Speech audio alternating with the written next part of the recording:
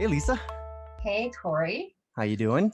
I'm well. I have to say, I'm in the Bay Area, and the weather has been particularly spectacular today and yesterday. Like super warm, like shorts weather. It's Nice, been really, really beautiful. So I'm counting myself very lucky.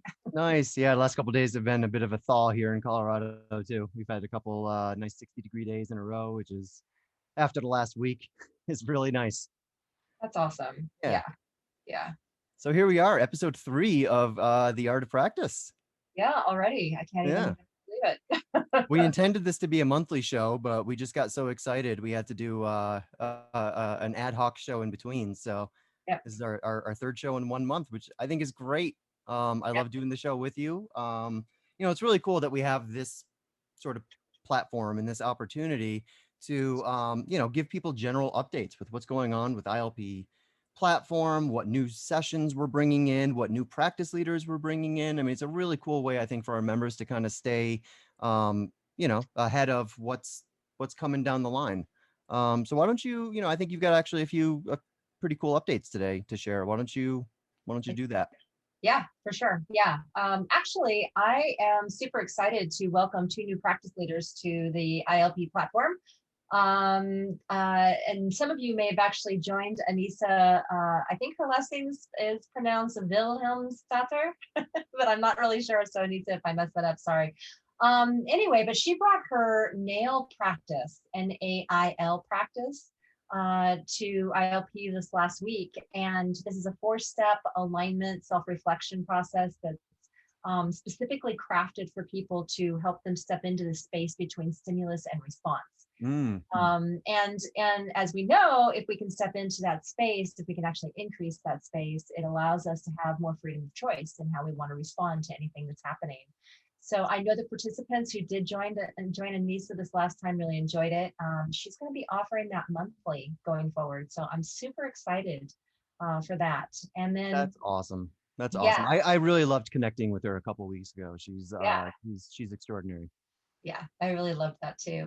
And then we're also welcoming John Dupuy, the author of Integral Recovery and co-founder of, and CEO actually of iAwake. He is going to be offering something called Integral Recovery for Everyone. And that'll be every 2 weeks beginning the first Friday in March. And what's cool about this one is that it's really going to be for everyone, just as the title says. If you're suffering from substance abuse issues, then it's for you. And even if you're not, it's for you, because he's going to really be addressing whatever holds us back from being the person that we're meant to be. And he's going to be bringing in some of the iAwake technology to those sessions. So that's super duper exciting. That's really cool. And we love John around here. It's awesome to have him back in the family. Yeah, this is great. I look forward to that. And I actually love how he's framing that sort of for everybody. Because as we know, addiction doesn't just take the form of substance abuse. I mean, we all have all sorts of allergies and addictions. I mean, I've got a thing with sugar, and it can be really, really hard to break those kinds of addictions. And I'm super happy that we have John to sort of create a space where we can start looking at some of that and making object out of some of these subjects and some of these hidden patterns that we have. And for a lot of us, just sort of simple coping mechanisms, that especially after something like a year-long quarantine. Yeah. I'm sure we're all kind of struggling with a few new allergies and a few new addictions that weren't necessarily there a year or a year and a half ago. So that's really cool. Yeah, and he's really excited too. So yeah, definitely be on the lookout for both of those practice leaders coming in March. And we're going to have some new sessions too that have never been seen on the platform before. So I'm going to let that be a surprise. But from practice leaders who have been on our platform for a while, but are just offering some new little tidbits. So that'll be fun. Yeah, and then you know what? One other thing actually that I would say is kind of a we've been talking a lot about how to be in practice. I mean, obviously this show is kind of about that, right? The art of Hmm. practice. Hmm. And one of the things that has really kind of been coming out of some conversations that the practice leaders have been having, as well as conversations you and I have had, is how to be kind of in a meta practice, right? Like how we show up in practice is actually a practice. So what's super exciting about that is framing it around our pillars, I guess. I don't know what you usually call them, but I think of them as I like pillars. pillars. Yeah, that's good. Of wake up, grow up, clean up, and show up. And you know what I think that it really calls us to do in this idea of meta practice is that waking up is really about tuning into our motivation for sharing things. So before speaking, really starting to become much more mindful about what has relevance to the conversation in the moment, and speaking with intention, and also remaining aware of our impact on others. So that's kind of like a wake up meta practice, for showing up in practice, and a grow up meta practice for showing up in practice is listening with attention, Mm, rather than thinking about what you want to share next, being respectful of all members of the group. And there's this one practice that I actually quite love when it comes to this, and that is that if you usually speak, practice being with the tension of not speaking. And if you don't usually speak, practice being with the tension of speaking. Both of those are rich. tension points, and it can be extremely rich to just be with that point of tension. It's almost like the idea of either sitting in the front seat or sitting in the back seat of the practice. Right. Yeah, and then on the cleanup front, clean up any misunderstandings right away. So if something happens in one of the practice sessions, if someone is offended by something you say, or if you say something that has an unintentional impact, to clean it up. Mm. And And to take responsibility for your own experience. yeah, exactly.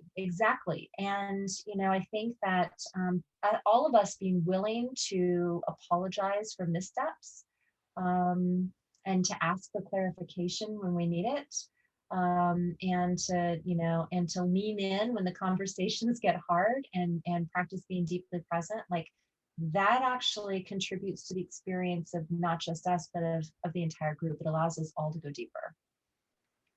Beautifully said. Yeah. And lastly, show up, which isn't a lastly at all.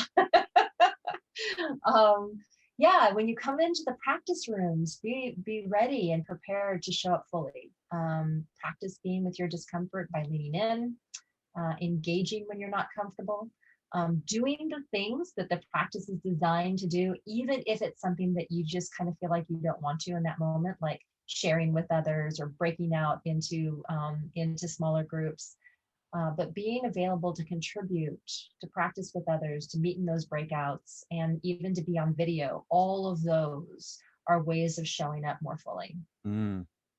Yeah, that's great. And and another piece of showing up that I think feeds into this as a meta practice is simply cultivating the sort of the volition, the will Mm. to practice. I mean, it takes something to show up to one of these live sessions. I mean, I know there's a lot of people who do show up to these live sessions who probably, ordinarily would prefer maybe to do one of the standalone practices and self-directed and kind of be, in their own silo with it. And that's fine too. We have those resources available, but there's something really, really special that happens when these people come together within a practice container. And I just want to celebrate the people who have, sort of stepped one or two steps outside of, what's maybe their comfort zone, in order to try something new and in order to commit to this container practice. I mean, it's really wonderful to see.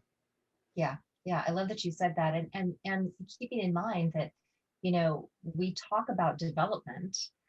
In order for us to develop, we have to be willing to step outside of our comfort zones. Like we have to be willing to take those steps. Stretching ourselves is what develops us. Yes. So, yeah, Yep. thanks. No, that's well said. I mean, when you're doing weight training, it's not the first 20 reps that do it. It's those last two where you can barely, that's what develops the muscle. That's what creates the strength. And I think the same is true for practice. It's being Yep. able to take that extra step, like, and then you can run back into your safe spot in your comfort zone and you can, have an Oreo or two and call it a day. But as long as you're challenging yourself, that's great. No, and I really love this piece about meta practice. And I'm sure that we're going to have more sort of comments and notes about exactly this as we unfold this show in the months to come. Because there's a Yes. lot of ways to relate to this big practice thing. And it really is big. I mean, there's so many dimensions of practice and there's so many facets of ourselves to be practiced, Yeah. that it's exciting, but it can also be a little bit overwhelming maybe for some folks. And that's why I'm happy that we're doing the show and that we offer the platform, because I think it's giving people an accessible breadcrumb trail that leads them really to their own completion, you know? Yeah. Yeah. And with that said, I actually just want to say something to anybody who's listening to this show who hasn't yet come to one of the practice groups. They're fantastic. They're Mm. totally fun. And there's something that happens in these group environments that just can't happen on your own. So take that risk, dive in, find something that sounds interesting to you. Don't be afraid to show up. They're really lovely. And I've had several people in fact, in the last month who have come to sessions of mine who said, this is my first one. And they were delighted by what they Mm. experienced. And Mm. the feedback they gave was actually really sweet. And I just want to encourage anybody who's been thinking about it but hasn't taken that step yet to do it. Yeah. One idea I had just listening to you talk, these one idea I had was maybe invite folks, if you're still feeling a little bit uncomfortable and you're kind of feeling this out a little bit, maybe one really good practice to show up to, because it's a little bit more celebratory, would be the upcoming tea time practice that we're doing. That would Yeah, be a that would really be good a kind great of one. first step. Here's a taste of what a practice container tastes like. There's not a whole lot of pressure. You're just gonna drink some Yeah. tea and feel good and be with other people who, are like you. That might be a really cool kind of, a way to put your toe in the water. I love that you brought that one. Actually, Nate does a really beautiful job of mindfulness while enjoying a cup of tea. So yes, if you haven't yet had a chance to join a practice and you'd like to take that chance, that is a great one because it's super super lovely, and everybody who's gone to it has been really happy Hmm. about being there. So yeah, Yep. All right. Beautiful. Well, should we sort of segue into the main meat of this episode? I guess we should. Yeah. So this is gonna be a big one. I think we're gonna have a lot to say, and we have about 45 minutes to say it all. Okay. So Yes. we are gonna unpack the Integral Enneagram. So just to let people know, we're doing something that I think is really kind of extraordinary here. So we have this amazing practice platform with all of these different kind of practices and practice series and all of that. But one of the practice series that we're doing that is really super robust and that we have created a lot of resources for is this Integral Enneagram series. And just to let people know what that involves. So every month we do sort of a basic orientation, sort of an Enneagram orientation session called Harnessing the Power of Your Enneatype, right? Did I get that title right? Yeah. And that's sort of, again, that's a way to kind of touch all bases, get a sense for what the Integral Enneagram is, what kind of wisdoms we can extract from it, etc. But then we actually have a series of monthly groups that focuses on each of the 9 Enneagram types. And every month, those Enneagram types are sort of weaving their experience through a particular theme. And that Mhm. theme is largely being left up to the practice leaders themselves. That's right. But this is such a really, really cool way to do this. And we've also created resources where if you don't know what your Enneagram type is already, you can go, do some sort of self-discovery there. We've got a really great survey that has been very helpful for a lot of people. And maybe we can, talk about that survey a little bit later. Good. But we have all of these resources that stack up into this ongoing, really, again, very, very robust, in-depth Enneagram practice series that's really, really focusing on the qualities and the characteristics and the strengths and the challenges associated with each of these types. And man, has it been awesome. I mean, it's been absolutely amazing how much depth these groups and these practice leaders have uncovered. It's been incredible. Yeah, yeah, I agree. And I'm really glad that we're doing it the way that we are. I think that that as you mentioned, we have this one monthly sort of all the types are represented in that one monthly session, and even in that session, we are covering different themes each time. So What's cool about that session is that we've got a different practice leader leading pretty much each time, which means we rotate through, and you get to experience a lot of different practice leaders. And in fact, Namali is actually the one who's going to be doing it this month. It's always the last week of the month, the last Saturday of the month, and this time she's going to be talking about, let's see, she's going to be talking about diving into whatever strategies we have because of our type, for getting what we want. So this ought to be a particularly fun one. So yeah, even in that one, we end up rotating themes, which is very cool. And then in the deeper dives in the groups, we're practicing with our type. And what's very fun about that is that each of the practice leaders are actually of the same type. So I like, for instance, I'm an Enneagram 3 and I lead the Enneagram 3 practice sessions. But this is really a great opportunity if you already know your type and you are wanting to practice deeper, to learn aspects about your type, and also how to leverage that so that you can go further in your own development. Then it's great for that. If you are still trying to figure out your type, they're also, and you're kind of trying to decide between two or three of them, going into one of those groups actually can really help, because you can start to get a feel for whether these are your people. So that's actually, I love that we're doing it that way. So, and those practice, and you don't have to have ever been to one of them before. It's not like those practice sessions are building on each other. They all allow you to just come in, at whatever time you enter into those practice groups, and just be able to practice. So they're lovely. And do you suggest, like, let's say someone is watching and they say, well, I'm a type whatever, I'm a type 3, let's say, and my husband is a type 7. And I want to, sort of understand what makes my husband tick a little bit more than I currently do. Would you recommend that someone maybe attend a session that's associated with a type of a loved one, so that they can, figure out how to relate more skillfully? We definitely have people who are doing that, in fact, and yes, I think that can be helpful. I would just remember to keep in mind that the practices are designed specifically for the type, so it's going to Hmm. have a particular flavor. However, one of the very interesting things about the Enneagram is that we have all 9 types within us. So even if it isn't your predominant type, there is going to be something you can get out of it. Uh, However, the discussion will be specific to that type. Mm, great. Yeah. No, it's helpful.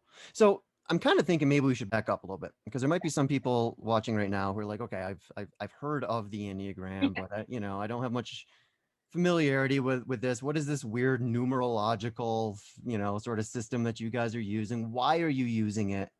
So maybe we actually back up and talk a little bit about what the Enneagram actually is.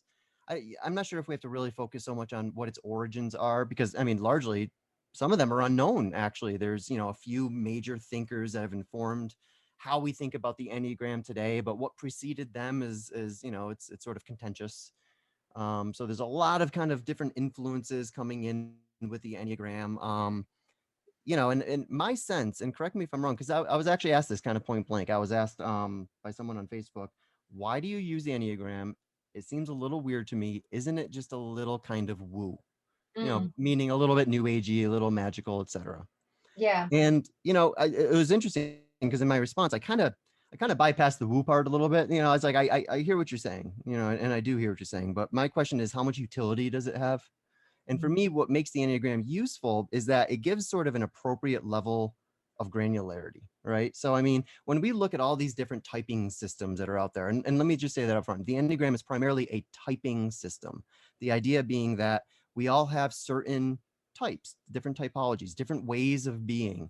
And those ways of being tend to be the same as we grow from, sort of one level to the next levels. We grow up through our these multiple altitudes. If you're a amber 4 like I was 30 years ago, then you're going to be an orange 4 and a green 4. Generally speaking, your type doesn't change even as your altitude does. But one of the interesting things about about the Enneagram, which you just mentioned, sort of, Lisa, is that not only do we all have these different types within us, right? We're always encountering and interfacing with multiple types, and figuring out sort of how to, do that skillfully.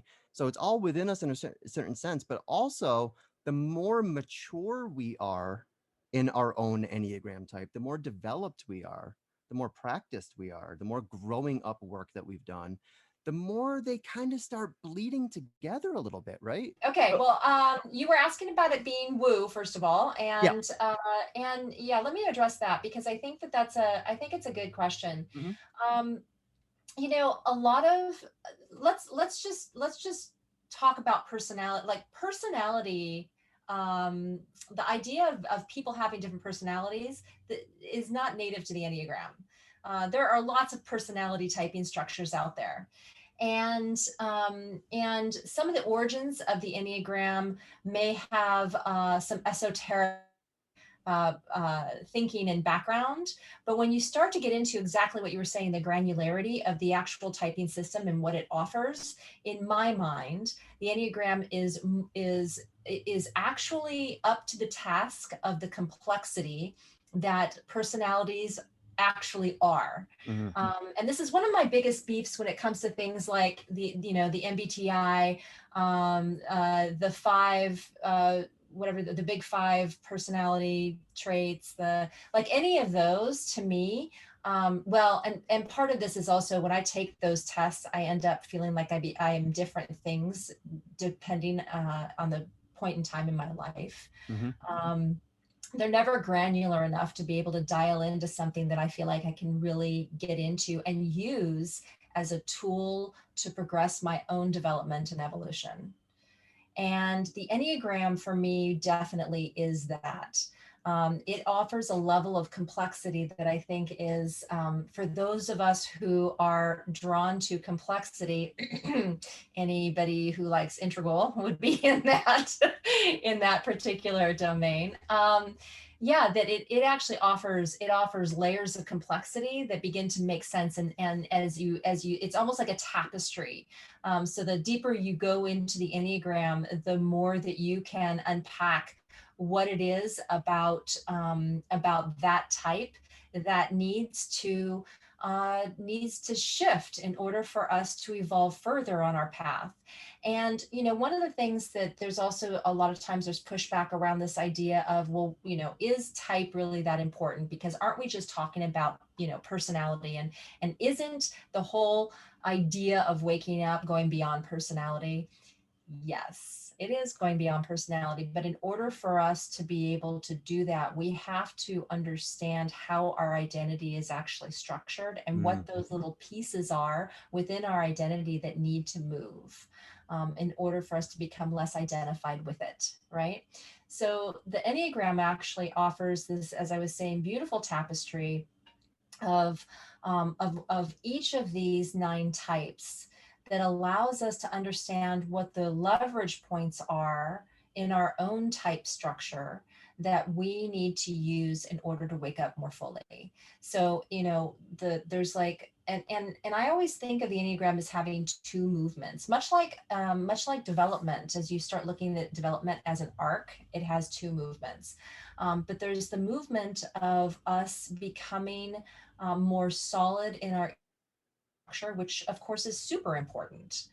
This is a huge part of the first half, especially of our development as adults. So Mhm. we become much more solidified in our ego structure. We have healthy egos, Mhm. um, and then as we sort of meet, as we reach the pinnacle of that, what begins to become available to us is dissolving our ego, right? Is starting to make it less. Actually, when we were talking in the pre-show, you said opaque, which I really Mhm. love. Mhm. Yeah, to make our egos more transparent. And the Enneagram offers an ability for us to do both of those movements. So regardless of where you are on your own path, the Enneagram can help us build that healthy structure of ego, and then it can also help us to transcend and make that ego more transparent as we dissolve it into becoming much more our core self, which is being. So it's beautiful in that way, Mm, and I don't see any other personality typing system out there that has the ability to do that. right. That can actually show you the path for your specific personality type to awakening. I love that. No, and I love how you contextualize it in terms of, look, the Enneagram is in fact focusing on personality. And we can say that personality is, that's our frontal self. That's our most shallow self in a certain kind of sense. Mhm. However, it's important to remember, which I think you offered us a really nice reminder, that spirituality, particularly integral spirituality, is not hostile to the ego or to the self or to the persona. I've got a shorthand for this, which seems to work for people, which is, growing up is the process of actually making your ego bigger and bigger and bigger. A teal and turquoise ego is bigger than an orange or green ego, right? So that's the job of growing up, making your ego bigger.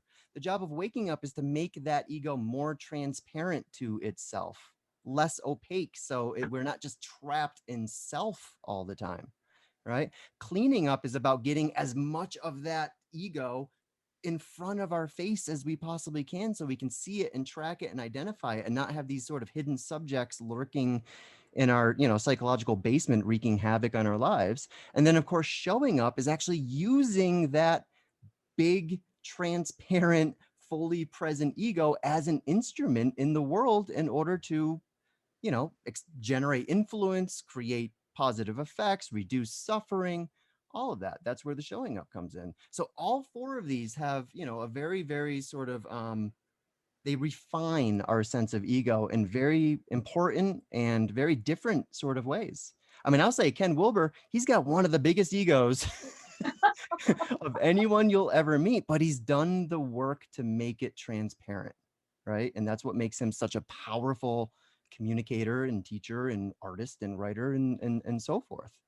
Yeah. So that's really helpful. And I think you're right that the Enneagram does a super, super good job of honing in on sort of these particular patterns. We call them patterns of being, patterns of relating in our work with Leslie Hirschberger and Helen Palmer.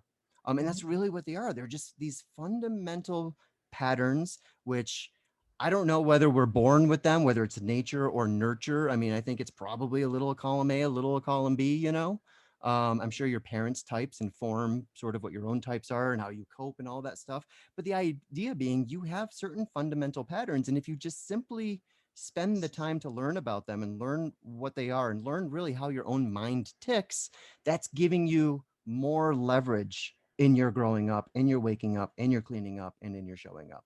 You're just able to you're able to practice that much better, that much more deeply, that you're able to bring that much more engagement to your practice because sort of here's my strengths, here's my weaknesses, here's what I got to look out for, here's where I'm really going to excel. And you're allowed it allows you to be a little bit more realistic with your own ongoing development and awakening and so forth. Yeah, and it really helps, I think, illuminate the blind spots, Yeah. because we all have them, right? Like that's the reality of our human experience is that there are the things that are obvious to us in our own about ourselves even, and then there are the things that are hidden from us, Hmm. and that we either have to rely on the feedback from others for, or we have to somehow discover on our own. And the Enneagram is really great at pointing out those blind spots, depending on your type, which is in my mind super duper helpful. You were talking about the nature versus nurture thing, and I think this is actually an interesting point because I learned this when I was first studying the Enneagram.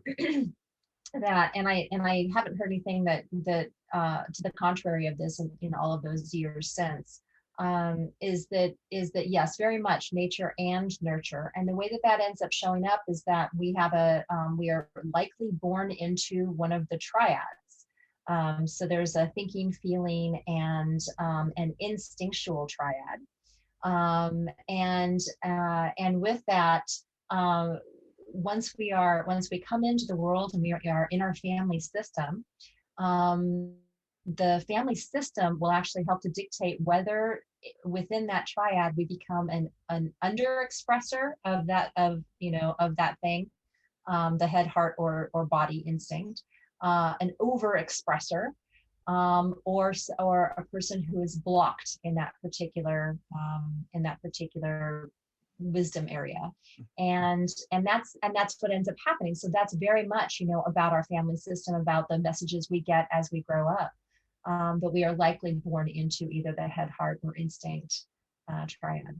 That's fascinating. That's a really interesting way to sort of break that down. And it Yeah. resonates. It totally Yeah. resonates.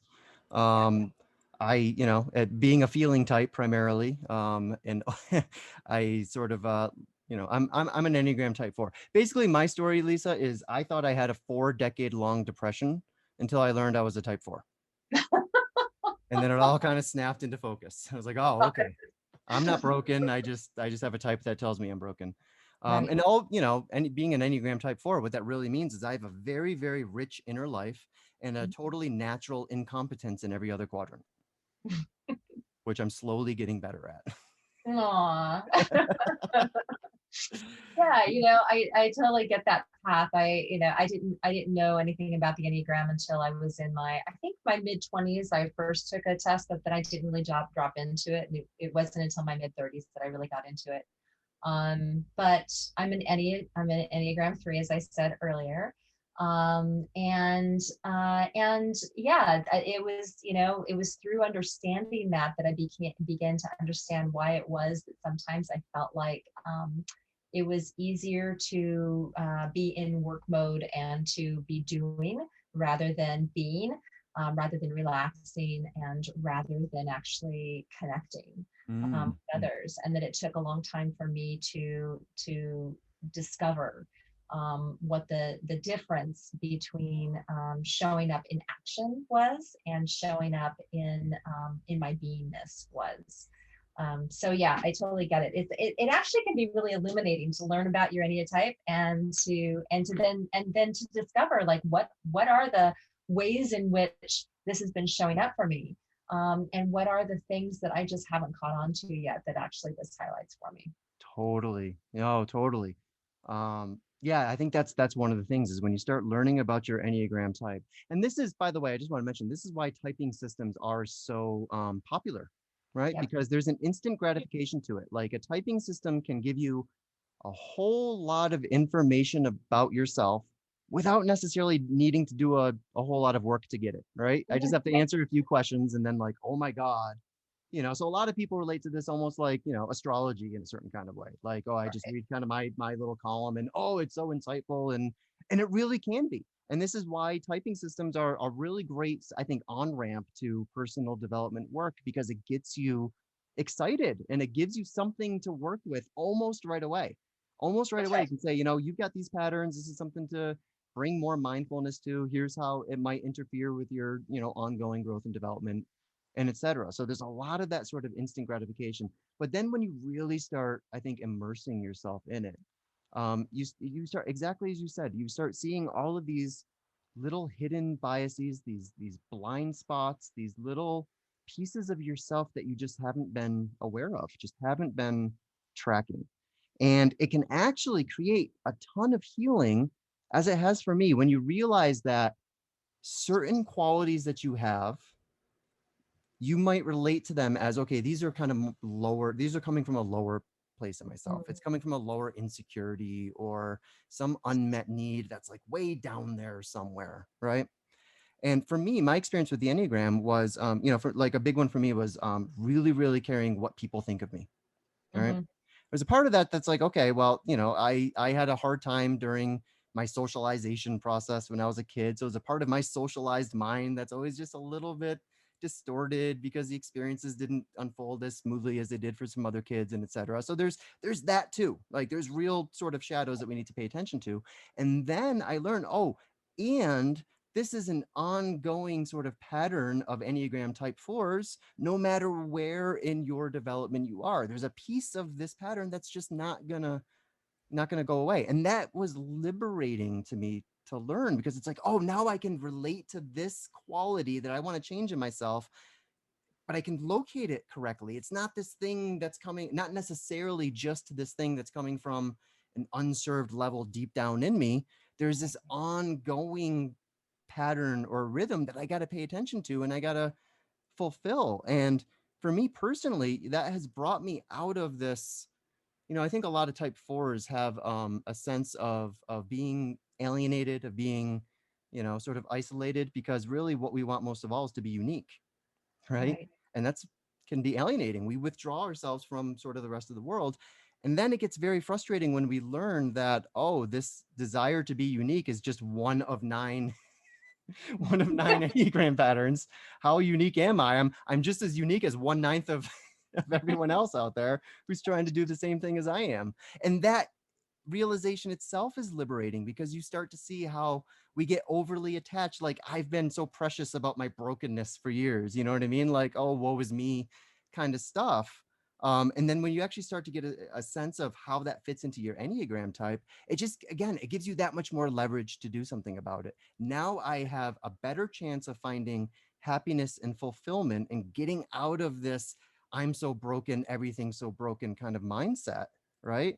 That it actually allows me the perspective to receive joy and happiness and fulfillment and get over all of these, little broken selves that I've been carrying around with me for decades. So it's Yeah. profound. It's really profound.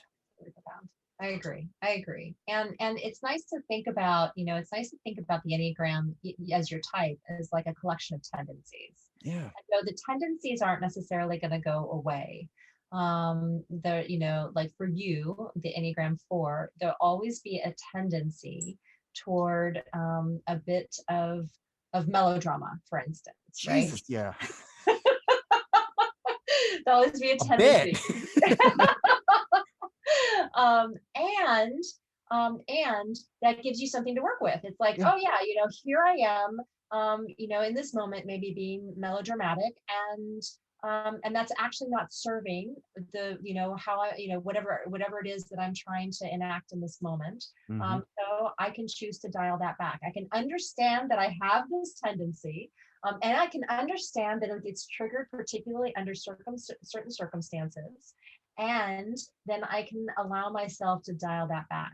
And all of this with the self-compassion piece, right? Of understanding, Right. yeah, okay, well, as an Enneagram 4, I've got tendencies, and that's just how it is. And I Yep. can be passionate with that aspect of me that is trying to get my needs met in a particular way Mm. and work with it. That's well said, because you can redirect it. That That's right. melodrama, for example, is very useful when I'm in a That's creative right. mode. If I'm doing writing or what have you, I want that melodrama. It gives me color, it brings That's right. life force into my creativity. If I'm having an argument with my wife and I just start tripping off and spiraling into my own little mental just neurosis, Mhm. that's maybe something I want to do a better job of avoiding. So yeah, it does. It reveals these patterns and almost demands that you do something about it, right? Yeah, and the trick actually to that is, well, there's probably two things. One is that we have to be careful, because it can be enticing to begin to identify with our type, right? Yes. It can be because, and especially if when you're first getting to know your type, there's a way you can kind of, well, for some, I would say some types, you can fall in love with your type. For others, we may have an aversion to some of the aspects of our type and not so much in love with it. Right. But there's this way that it starts to describe, oh, this is the reason why I've had this collection of experiences all my life. Oh, now I understand why it is that I've had these kinds of relationships. Oh, now I get why I show up this way at work. Right. Like, and we start to see things through this lens in a particular way that is useful.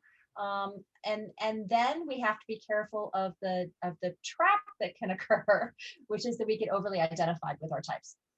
So Yep. that's the part that we don't want to do. And actually, this is what I've heard is an objection to using the Enneagram too. It's like, why do I want to be a type, right? Um, because it allows us to have a better understanding of these patterns and tendencies. And we have to say, yeah, it's not so much that it's not so much that I am a type 3.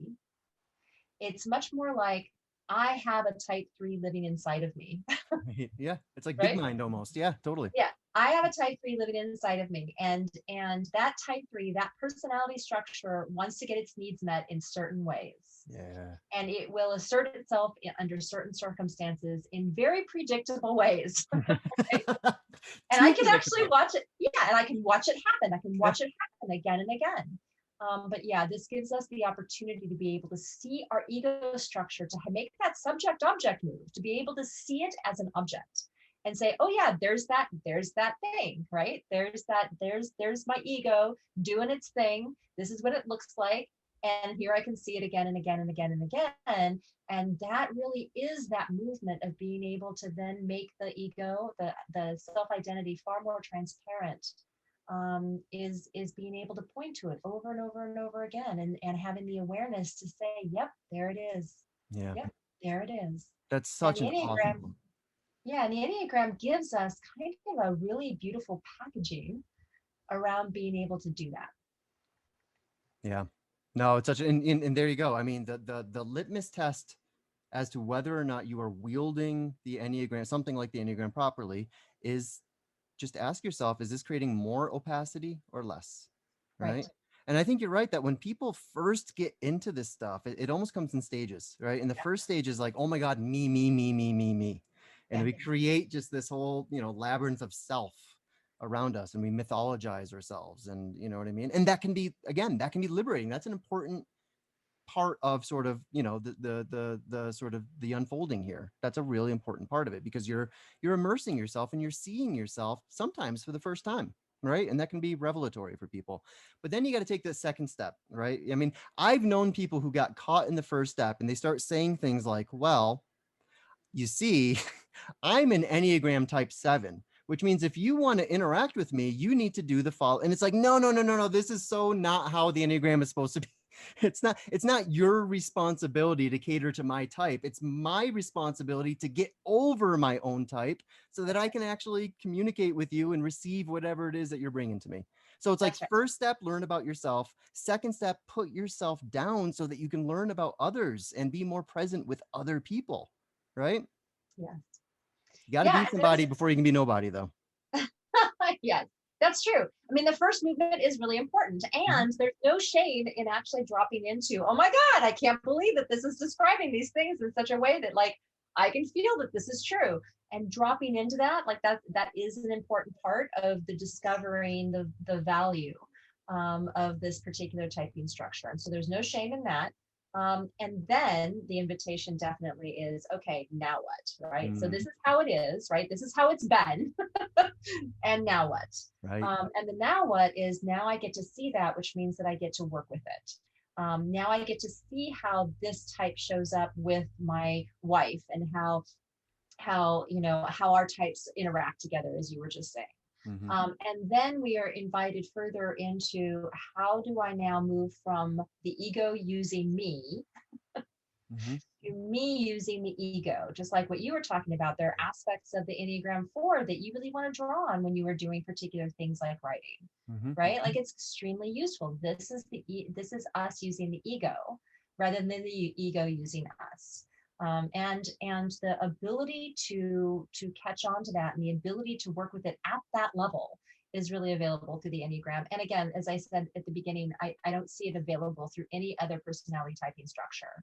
And at least not to the depth and complexity that I've seen it in the Enneagram. So I do think this is a useful tool. And then once you start to drop into your own type, yeah, I think that the exciting part is that the relationship piece. Like, all right, so there's been a lot research into how particular types interact with other types, Hmm. both in intimate contexts and also in professional contexts. So what does it mean to have a boss who is a particular type when you are showing up as an Enneagram 4? What does it mean to be married to an Enneagram 8 when you're an Enneagram 3? What are some of the red flags that will come forward as a result of those two types showing up, especially if they're showing up without having done, enough deep work that makes it it makes our egos transparent to ourselves, like before that's happened. And then what becomes possible when both of those two types have done that work, and can meet in the middle there. So yeah, I think that there's some real beauty. The longer that I'm involved in studying the Enneagram, the more I realize I don't know. Yeah. Is how it kind of rolls out for me. It's like, Sounds almost yeah, like wisdom, Lisa. yeah. Sounds dangerously close to wisdom. Yeah, and in fact, that actually brings me to, I saw somebody had asked earlier about a book. I actually really love The Wisdom of the Enneagram by Riso and Hudson. It's a book that has some self assessments for each of the chapters, so you can see sort of what your own assessment. They're really good. And it also gives you the broad strokes of each of the types in some very dialed in ways that you can work with, and gives you some practices to do. So I think that this is for somebody who is just branching into the Enneagram. I really think it's one of the best books out there. That's fantastic. Another resource I just want to recommend to people is, again, we've got 2 courses on integrallife.com that we've had for years, and people really, really love them. They're popular every year.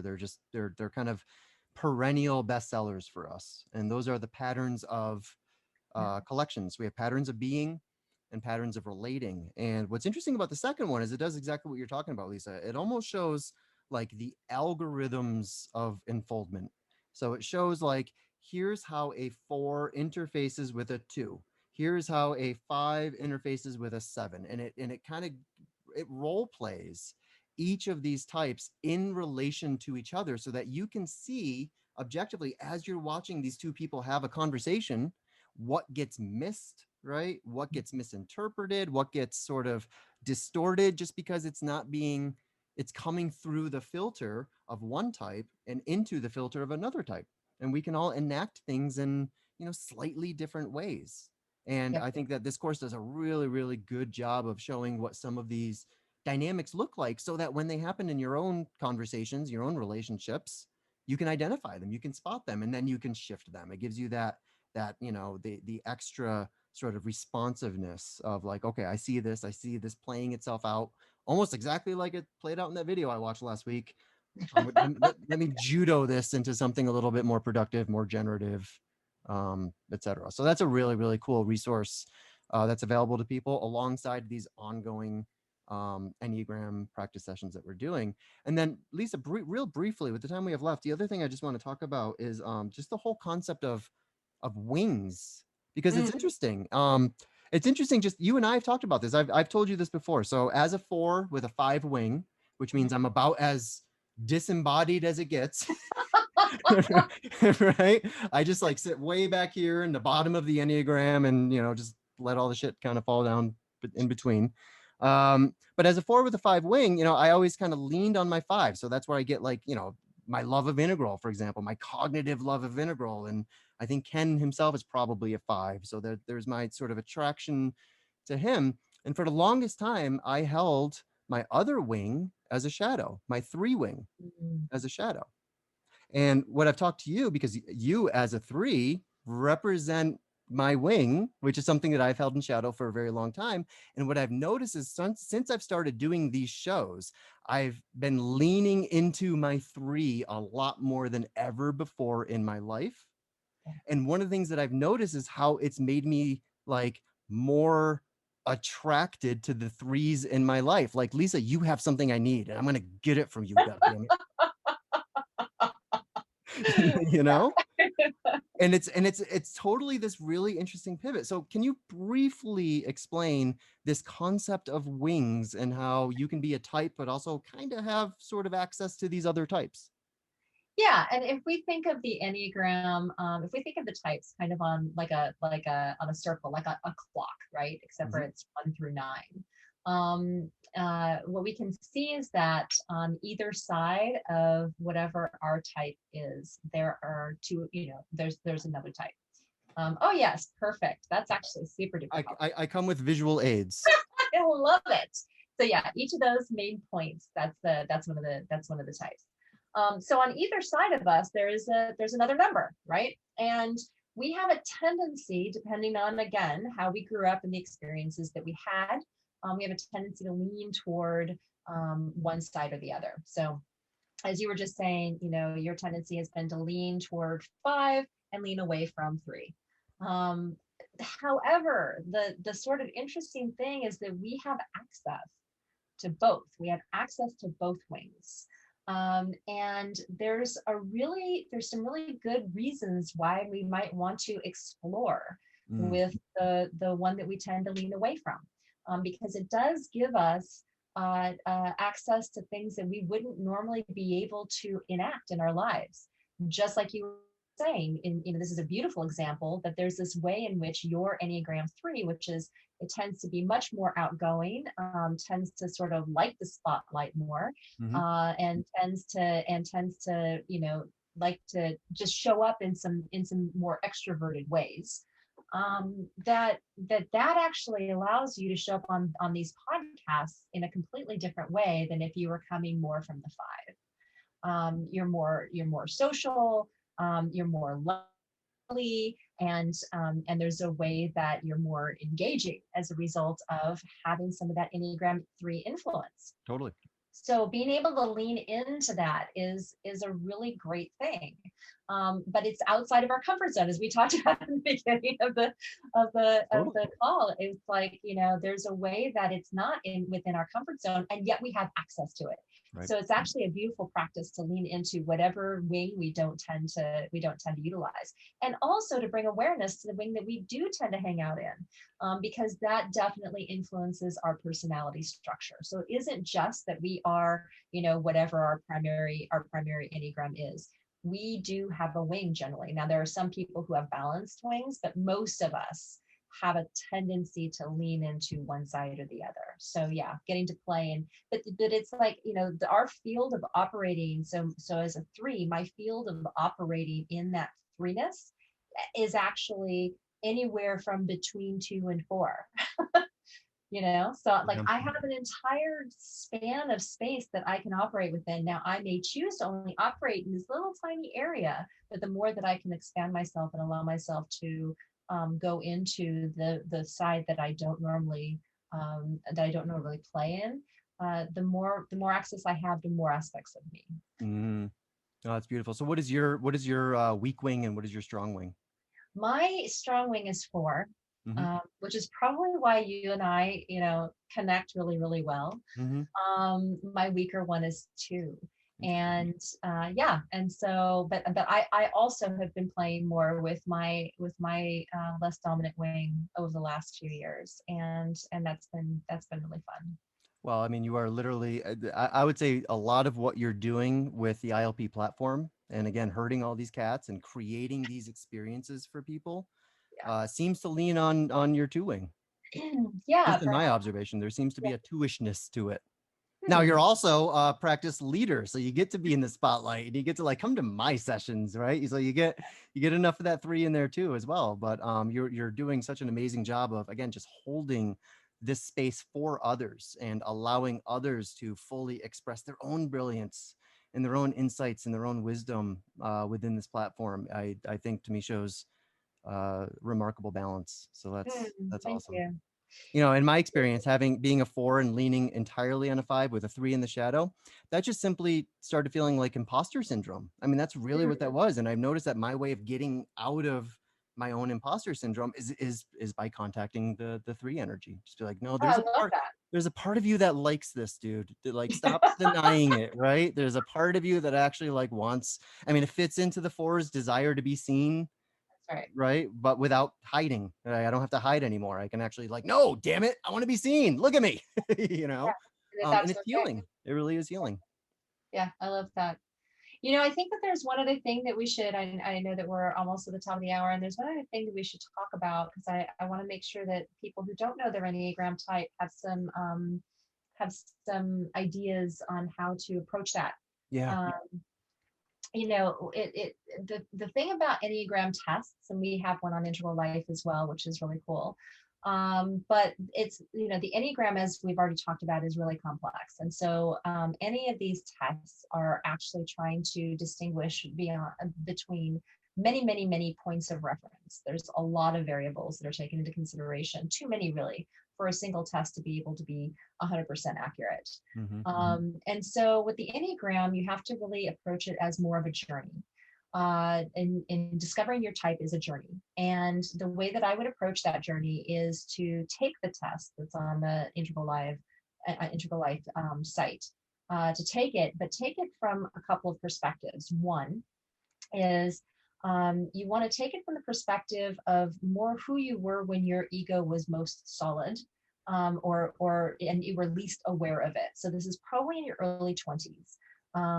That's going to help yield the most accurate results, because once we begin doing the deeper work of actually undoing some of our patterns and tendencies, then we'll have a tendency not to want to see the core issues as they were, and have that be what we are, if that makes sense. But anyway, so take it from the perspective of who you were in your early 20s to the best of your ability.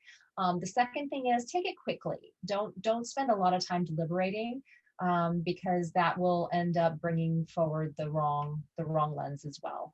You're gonna be trying to unpack what it means. So don't do that. Just take it. The third thing is when you get your results, take your top 3 results and do a deeper dive. Watch we've got some 1-minute intros on each of the types. You can watch those 1-minute intros, but then you can do some other reading and allow yourself to go a little deeper with it to see which one actually is, it fits the best. For a lot of types, not all of them, but for a lot of types, it will be the one that feels most painful to read. When you get to the parts that are like not so great about that particular type, it's going to feel like, oh yeah, oh. And if it turns out you're an 8, that probably won't be true. In my experience, 8s tend to really love the type that they are. I think 7s also do. And I think 4s in some interesting way also do, because it's like, oh yes, I get it now. And there's still, it answers kind of that unique piece. But yeah, the rest of the types I think will often go, oh yeah, I'm not digging that so much. So, but be willing to do the deeper dive. Be willing to go on the journey and to figure out what it is for you. And there are certain types that have a harder time finding themselves. Type 9 has a harder time finding itself for very specific reasons, which are obvious once you start reading about the 9. But if you find that you can't find yourself, if you find that all of them seem like you, then go and read the 9, because it's quite possible that that's what's happening. So that's there's some advice. And I will post a link to our typing test. We have sort of a one-stop shop for all of our Enneagram offerings. I will post it right down there. And then, we're a minute over, but we do have one question that someone submitted that I'd love to respond to, because it's an interesting question. So Phyllis writes, how does the Enneagram interact with mental illness? For example, does depression, malaise, hopelessness, melancholia, and a sense of brokenness make you a 4, or can it cover your true Enneagram type? I think this is such a powerful question because there are certain universals, right? So obviously depression and malaise, I mean, this is something that can affect any and all Enneagram types. That's obviously.